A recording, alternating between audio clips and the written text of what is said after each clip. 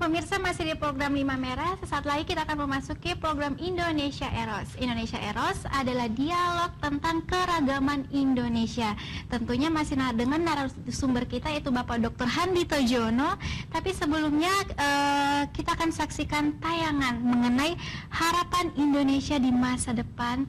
Tentunya di mata tokoh yang satu ini. Pasti Anda tahu tentang tokoh ini. Anda pasti penasaran? Kita saksikan liputan berikut ini.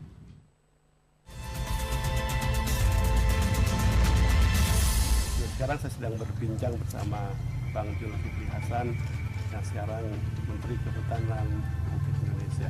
Banyak hal sudah dilakukan oleh Kementerian Kehutanan, banyak hal yang dilakukan oleh seorang pemimpin yang namanya Bang Zulkifli Hasan. Apa yang mau dilakukan lagi ke depannya? Apa yang mau dilakukan untuk Indonesia ke depannya, Pak? Ya dulu di sini, Mas Dito, di sini sini dulu hutan semua dulu ya. Dulu belum ada Bakauni, belum ada. Jadi di sini dulu di belakang sini masih ada harimau dulu. Makanya kalau orang Lampung rumahnya panggung ya. Sekarang aja sudah begini modelnya. Nah dulu masih ada harimau, ada rusa, babi hutan, terenggiling dan lengkap di sini. Hutan semua, sungai-sungainya mengalir, masih banyak ikan-ikannya. Waktu masa kecil saya dulu begitu. Bahkan sungainya itu airnya masih bening, sehingga kita bisa masukkan botol, masih bisa kelihatan bening dan bisa diminum dulu. Nah tapi lama-lama datanglah pengelola hutan, habis hutannya. Ya, jangankan hutan sekarang, sungai aja kering, tidak ada airnya lagi. Oleh karena itu saya juga heran dulu waktu Bapak Presiden mempercayai saya jadi Menteri Kehutanan. Backgroundnya tidak, latar belakang tidak, kok jadi Menteri Kehutanan. Setelah saya renung-renungkan, jangan-jangan kampung saya rusak hutannya akibat pengelola hutan yang nggak baik. Mungkin karena itu saya jadi Menteri Kehutanan. Oleh karena itu saya bertekad betul, apalagi dipercaya Menteri Kehutanan, pemegang kebijakan untuk tidak lagi nebang pohon. Makanya keluar kebijakan moratorium semenjak saya jadi Menteri Kehutanan 2010. Apa kerjaannya nanam agar Indonesia hijau kembali? Itu yang kita inginkan. Itu yang pertama. Yang kedua, kita ingin melakukan percepatan atau akselerasi terhadap sumber daya manusia kita. Karena itulah kuncinya. Walaupun kita punya emas, punya batu bara, punya nikel, punya kayu, punya gas, punya minyak, kalau manusianya tidak unggul ya begini jadinya, ya. Kita dapat sedikit, orang yang pintar dapat banyak. Kita menggali emas, menggali nikel, dibawa begitu saja, kita hanya dapat upah, mereka yang pintar yang dapat manfaat lebih besar. Oleh karena itu buat saya, tidak ada pilihan manusia Indonesia harus menjadi manusia yang unggul dan pintar. Nah itu kuncinya Pak, ya pendidikan nggak ada lagi. Pendidikan, sekolahan. Pengennya tuh Indonesia tuh jadi kayak apa? Atau mungkin kayak negara apa? Atau kayak seperti apa maunya Bang Jul berapa puluh tahun ke depan gitu? Itu kayak Amerika kita. Amerika, kayak orang Jepang, Korea Selatan ya. Ya kan? Tetapi plus iman yang kuat gitu, yang moral yang tinggi. Nah, kalau kita seperti itu, wah saya kira luar biasa. Dan ada teman saya mengatakan kekayaan itu bukan di sumber daya alam ternyata. Kekayaan itu ada di sini.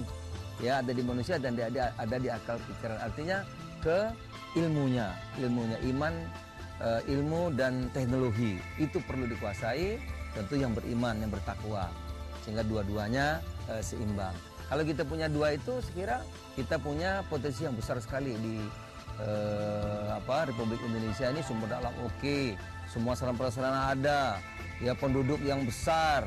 Ya, yang bonus demografi, masih usia muda, segalanya kita punya. Tinggal sekarang ilmu, teknologi, ya, dan keimanan kuat. Gitu. Mudah-mudahan itu semuanya tercapai ya Bang ya. Ya kita harapkan. Ya berjuang. Gitu. Segera nggak bisa tercapai dengan sendirinya. Harus kerja keras semua kita ya.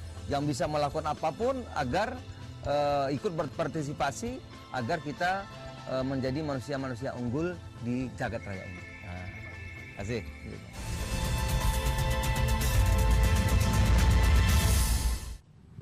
Iya, menuju Indonesia yang lebih baik dengan berbekalan iman dan teknologi. Ya, paham. Melihat tayangan tadi suasananya cukup santai dan tidak kelihatan yang seperti formal-formalnya ya Pak. Nah, di mana itu tadi tempatnya di mana dan bagaimana perbincangan yang santai itu bisa terjadi Pak? Ya, tadi itu perbincangan dilakukan di rumah kecilnya Bang Jul ya. Bang Jul, Pak Zulkifli Hasan yang sekarang dipercaya oleh Pak Presiden menjadi Menteri Kehutanan. Kita lagi berbincang di rumahnya nih. Saya lagi acara di Lampung, lagi mau lihat gajah, beliau ada di sana, mampirlah kami ke sana kan gitu. Pasti teman-teman di Lampung tahu ini daerahnya di kampung pisang di Mengahan di Lampung Selatan gitu ya. Jadi ini dan kalau saya lihat di sana memang luar biasa. Bang Julnya menceritakan masa kecilnya di situ. Saya dulu di sini nih, rumahnya ya tetap begitu aja. Saya dulu kalau sekolah sekian kilo jalan kaki. Ditunjukin tuh tempat sekolahnya itu kan gitu. Oh, pantesan kuat ya, dari kecil dulu beliau itu suka jalan kaki begitu. Jadi artinya memang, tapi yang paling penting begini, kalau kita bicara Indonesia Aero itu kan kita ingin mengajak tokoh-tokoh nasional kita. Bagaimana sih arah Indonesia ke depan kan gitu. Nah, tadi pesan dari Bang Zulkifli Hasan jelas-jelas ini ya, bahwa kita perlu maju, teknologi dan iman itu menjadi hal yang penting. Jadi kalau kita ingin memajukan Indonesia, arah Indonesia ke depan, dalam pandangan seorang tokoh kita Bang Zulkifli Hasan, memang teknologi yang namanya keimanan itu hal yang penting. Ini mudah-mudahan menjadi inspirasi buat kita ya. Iya, sangat menginspirasi saya juga ya Pak, berbekal iman dengan teknologi. Ya Pak, apakah ada yang ingin Bapak sampaikan nih mengenai tema kita pada malam hari ini, khususnya bagi pemirsa yang ada di rumah nih Pak? Ya, tema kita keseluruhan pada hari ini adalah Relentless Innovation. Memang kalau kita bicara tentang inovasi, kita memang tidak boleh berhenti. Kita tidak boleh bosan, kita tidak boleh capek melakukan inovasi. Inovasi menjadi penggerak buat tidak hanya buat kita sendiri sebagai individu, buat bisnis kita, tapi juga buat bangsa kita, buat negara kita. Inovasi harus terus dilakukan.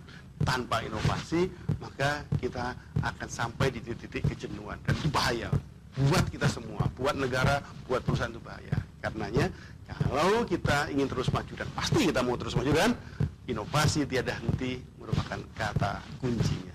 Iya, terima kasih Pak Yan ya sudah berkenan hadir di studio CTV Network. Ya pemirsa, saya informasikan kepada Anda, program 5 Merah Anda bisa saksikan di 5merah.com. Ya, akhir kata saya Febriatu Monglo. Jangan lupa saksikan 5 Merah setiap hari Kamis pada pukul 20.30 hanya di CTV Network. Salam 5 Merah dan sampai jumpa. Ya, terima kasih.